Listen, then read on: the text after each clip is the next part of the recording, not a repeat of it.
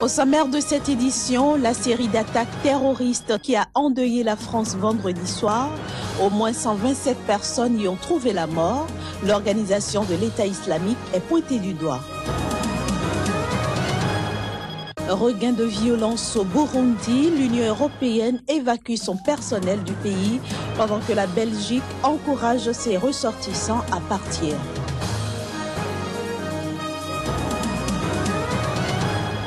Enfin, le phénomène climatique El Niño crée la panique au Kenya où il est de retour après 20 ans d'accalmie.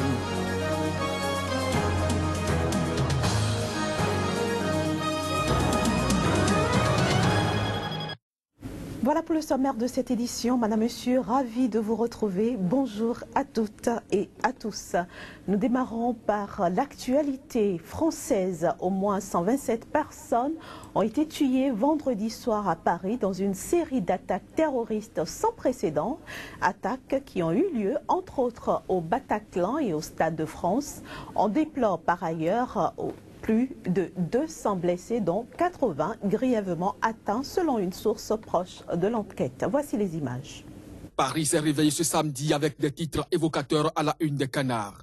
Ceci traduit l'horreur de la veille. Quelques 1500 spectateurs étaient présents au Bataclan, célèbre salle de concert proche du lieu où des djihadistes avaient déjà décimé la rédaction du magazine satirique Charlie Hebdo en janvier, lorsque des assaillants ont fait irruption.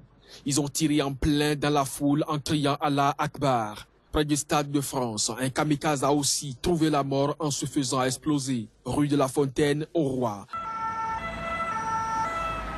à proximité de la place de la République. La terrasse d'une pizzerie, la Casa Nostra, a été visée. 5 personnes ont été abattues par plusieurs rafales d'armes automatiques, selon un témoin. Au bout de 2 heures, on a entendu des noms, des prénoms, et c'était je sais pas, le GIGN ou je sais pas quoi. Enfin, en tout cas les flics, et ils nous ont demandé de sortir les mains en l'air, de sortir les blessés.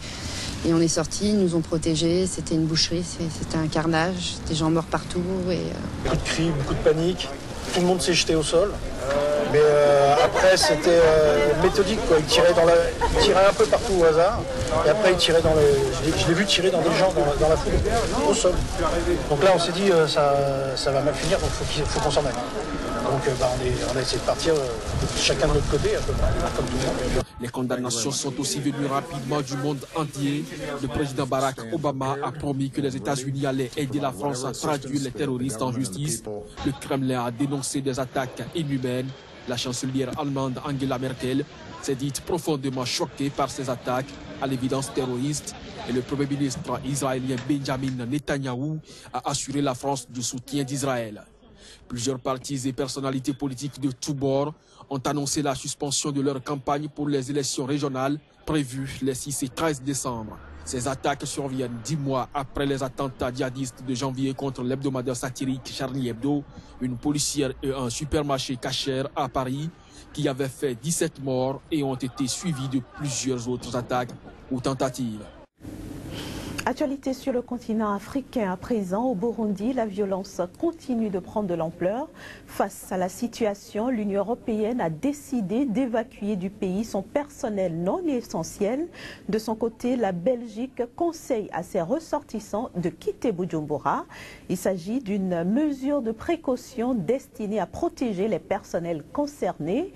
Rappelons que vendredi dernier, le Conseil de paix et de sécurité de l'Union africaine a demandé à la force est-africaine en attente de préparer rapidement un déploiement dans le pays si la situation empirait. En République démocratique du Congo, la mission d'audit de l'Organisation internationale de la francophonie a rendu public son rapport sur le fichier électoral de la Commission électorale nationale indépendante. L'OIF invite le gouvernement et le législateur congolais à poursuivre les réformes sur l'état civil sur la base d'un recensement général de la population. Elle recommande par ailleurs à la CENI d'entreprendre les réformes en insérant les jeunes majeurs. À une année de l'élection présidentielle, la Commission électorale nationale indépendante a encore du pain sous la planche, car la révision du fichier électoral reste une question importante pour la crédibilité du processus électoral en République démocratique du Congo. Selon la mission d'audit de l'Organisation internationale de la francophonie, le fichier électoral a été officiellement stabilisé et fiabilisé, mais il ne permet pas d'organiser des élections répondant aux standards internationaux, car ce fichier contient énormément de failles, notamment avec 30% de doublons des militaires et policiers enrôlés, et à cela s'ajoute 1,6 million d'électeurs décédés depuis 2011. Cette mission de la francophonie exige quelques recommandations aux autorités nationales et à la CENI. La mission de l'UE invite les autorités nationales et le législateur à poursuivre la réforme de l'état civil sur la base d'un recensement général de la population à vocation d'état civil en vue de créer à l'avenir des liens entre les données issues de ces travaux et la constitution du fichier électoral. La mission de l'OIF recommande à la CENI de entreprendre les réformes nécessaires permettant d'aboutir à un fichier électoral inclusif, intégrant les jeunes ayant atteint l'âge de 18 ans. Soulignons que, pour la mission d'audit de l'Organisation internationale de la francophonie, l'acquisition d'un fichier acceptable et respecter le délai de la Constitution pour les élections en novembre 2016 serait possible s'il y a volonté politique. Douala, la capitale économique du Cameroun, dispose de son plan d'urbanisation à l'horizon 2025.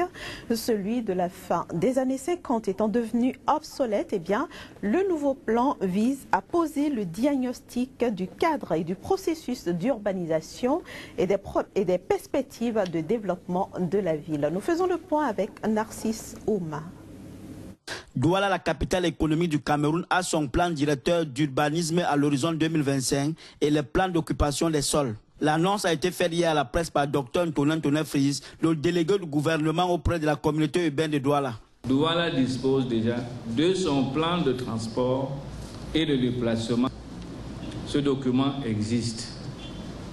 Donc nous savons comment les routes seront modifiées, quel type de transport nous devons utiliser, que ce soit le transport routier, le transport ferroviaire, le transport fluvial. Le processus d'élaboration du plan directeur d'urbanisme et des plans d'occupation des sols entamé par des études en 2010 a vu son aboutissement avec les arrêtés portant approbation des 10 documents. Le plan directeur d'urbanisme est un document de planification qui définit les grandes orientations du développement urbain, la destination générale des sols et la programmation des équipements. L'analyse de la ville a ressorti 4 grands ensembles qui structurent le paysage urbain de Douala. Nous devons retenir que la stratégie de développement a dégagé 4 axes de développement pour que, à l'horizon 2025, la ville de Douala soit une ville émergée. Pour la réalisation de ce chef d'œuvre, il faudra à peu près 1400 milliards de francs CFA à l'horizon 2025, soit dans 15 ans, soit 100 millions par an pour le drainage, la voirie, les programmes d'habitat, 300 milliards principalement sur les grands projets. Je le disais en titre, le phénomène climatique El Niño est de retour au Kenya 20 ans après des glissements de terrain meurtriers. Cette tempête est redoutée justement par les Kenyans car source de beaucoup de dégâts. Une pluie battante en novembre. Rien d'anormal pour le Kenya. Les fermiers sont habitués à la saison des pluies, mais cette année, ils doivent faire face à El Niño. Ce courant d'air chaud qui provoque des pluies torrentielles avait ravagé la vallée de Kerio dans l'ouest du pays en 1997. Un souvenir encore bien trop frais pour certains habitants. J'ai entendu un bruit comme une bombe sur la colline ici. Très rapidement, après une vingtaine de minutes, j'ai vu des arbres bouger et tomber. Pendant 3 jours, jour et nuit, des trompes d'eau se sont abattues sur la région, provoquant des glissements de terrain. Plus de 78 familles avaient été déplacées après avoir vu leur maison détruite. Aujourd'hui, elles sont encore plus nombreuses.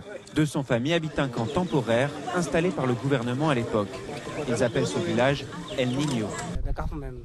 Le gouvernement nous a demandé de quitter nos maisons. Même l'endroit où nous sommes maintenant n'est pas bien. C'est un château d'eau. La terre appartient au gouvernement. Nous demandons une solution permanente. Le Kenya a débloqué cette année 163 millions de dollars pour faire face aux dégâts potentiels d'El Niño. Les autorités mettent en garde la population des dangers. Nous avons reçu l'instruction de demander à la population qui habite autour du village d'El Niño de quitter les lieux pour se mettre dans des endroits plus sûrs. Et c'est ce que nous avons fait. Mais ces réfugiés climatiques n'ont nulle part où aller. Ils n'ont jamais reçu d'aide du gouvernement malgré leurs demandes répétées depuis 18 ans. Le Kenya a prévu de transformer ce camp en forêt, espérant que les arbres permettent d'éviter des glissements de terrain. Mais les 200 familles se retrouvent délogées. Le phénomène climatique El Niño, lui, devrait s'aggraver dans les mois à venir et persister jusqu'en 2016.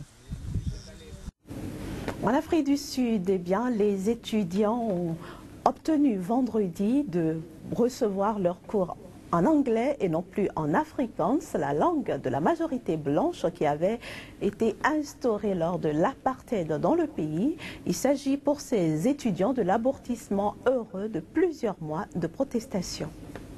21 ans après la fin officielle de l'apartheid en Afrique du Sud, les universités abandonnent l'afrikaans pour l'anglais, la langue la plus communément parlée dans le pays. Cette décision intervient après des mois de vives protestations estudiantines à l'université de Stellenbosch contre l'utilisation de l'afrikaans comme langue principale d'enseignement, une langue qui, selon les manifestants, désavantageait les Noirs. La décision de ce vendredi apparaît donc comme une victoire significative dans la lutte pour l'accès à l'éducation menée par ces étudiants qui considèrent la langue de la minorité blanche qui avait instauré l'apartheid dans le pays comme un outil d'exclusion et d'oppression. L'afrikaans demeure cependant une langue optionnelle d'enseignement à l'université de Stellenbosch qui entend rester engagée à la promouvoir. Rappelons qu'au mois d'octobre 2015, un mouvement national avait forcé le gouvernement sud-africain à geler pour 2016 l'augmentation des frais de scolarité pour les universités qui aurait surtout affecté les étudiants noirs les plus pauvres. Un peu plus tôt, en avril 2015, à l'Université du Cap, les étudiants avaient obtenu que la statue du colonisateur Cecil Rhodes soit déboulonnée de leur campus. Toujours en Afrique du Sud, le vice-président Cyril Ramaphosa annonce avoir reçu une citation à comparaître devant un tribunal. Il lui est demandé de s'expliquer sur le massacre de 34 mineurs grévistes tués par la police à Marikana. C'était en 2012. Les mineurs avaient été abattus le 16 août 2012 sur le site de la mine de platine de la société Lomé, près de Rustenburg, dans le nord, la pire fusillade policière depuis la fin de l'apartheid en 1994. Personne n'a été poursuivi à ce jour pour la tuerie de Marikana, tandis que les familles de victimes se battent toujours pour obtenir des dommages et intérêts. Une commission d'enquête indépendante a déjà dédouané Ramaphosa, membre du conseil d'administration et actionnaire de Lomé jusqu'en janvier 2013, et devenu vice-président du pays après les élections de 2014. Mais des partis d'opposition et des avocats de victimes ont mis en cause son rôle dans le massacre pour avoir demandé, la veille de la fusillade, le recours à la force publique pour rétablir l'ordre sur le site minier, alors en grève. Cyril Ramaphosa a annoncé au Parlement qu'il ne pouvait commenter l'affaire de Marikana, étant désormais parti dans le dossier judiciaire. Le porte-parole du Parlement a précisé que les avocats de certaines victimes de la fusillade de Marikana étaient à l'origine de cette citation. La présidence a pour sa part indiqué que Ramaphosa avait demandé à ses avocats d'établir sa défense. En octobre, le chef de la police nationale, Riath Yega, a été suspendu par le président sud-africain, Jacob Zuma, après que la commission indépendante ait recommandé une enquête sur ses capacités à occuper son poste. Cette commission, présidée par le juge Ayan Farlam, avait attribué la responsabilité de ce drame essentiellement aux policiers et exonéré tous les responsables politiques. Voilà qui met un terme à cette édition. Merci de nous avoir reçus.